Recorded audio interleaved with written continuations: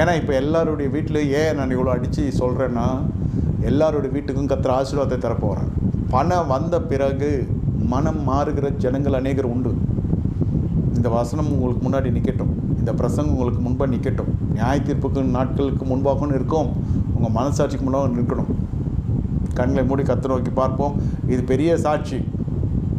இளவயதின் மனைவிக்கும் கணவனுக்கும் கர்த்தர் சாட்சியாக இருக்கிறார். ஏதாவது எசக் புசக்கா ஒரு காருக்கு 4 கார் வந்ததுனாக்கா காரில் கண்ணாடி ஏற்றி நீ அவமாட்டே கொண்டு சுற்றுனீங்க, ரொம்ப கஷ்டமாயிடும். ஒன்றும் கஷ்டம் இல்லை, அதெல்லாம் இருக்கும், இருக்க வேண்டியது இருக்காது. எல்லாம் குமாரர்களுக்கும் குமார்த்திகளுக்கும் வீடுகளை உண்டாக்கணும்னு நான் ப்ரீச் பண்ணுறேன்.